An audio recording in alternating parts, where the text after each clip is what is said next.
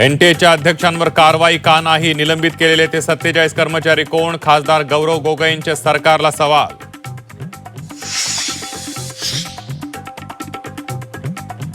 फक्त दिखाव्यासाठी विधेयक आणलं गेल्याची खासदार गौरव गोगोईंची टीका. सरकार विद्यार्थ्यांबाबत गंभीर नसल्याचंही वक्तव्य. महाराष्ट्रात MSCET परीक्षेत गैरव्यवहार कसा झाला याबाबत शिक्षकाचा व्हिडिओ व्हायरल. 12वी बोर्ड CET गुणांमधील तफावतीमुळे शंका, तर बड्या कॉलेजमध्ये प्रवेशासाठी पैशांची मागणी करणारी कथित ऑडिओ क्लिपही व्हायरल. CET पेपरफुटीच्या आरोपांचं CET सेलकडून खंडन. CET 10वी-12वीच्या विद्यार्थ्यांचं गुण पारदर्शकपणे दाखवते. CET सेलचे आयुक्त दिलीप सरदेसाई यांची माहिती. विद्यार्थ्यांवर लाठीचार्जचे आदेश कोणी दिले? केंद्रीय गृहमंत्री अमित शहांनी संसदेत निवेदन द्यावं. खासदार संजय राऊत यांची मागणी.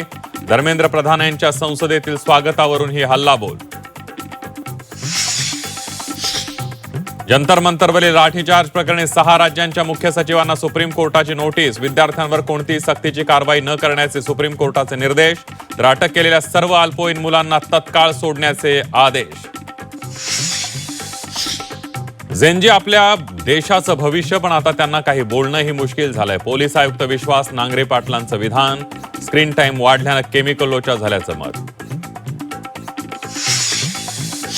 फेसबुकवरील मोदींचा व्हिडिओ हटवल्याबाबत मेटानं मागितली मोदींची माफी. भविष्यात अशी घटनांची पुनरावृत्ती होणार नाही, मेटाची ग्वाही.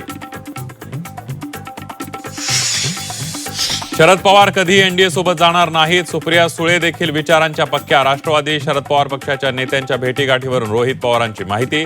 एनडीए सोबत जाण्याची कुठलीही चर्चा सुरू नसल्याचं रोहित पवारांचं स्पष्टीकरण.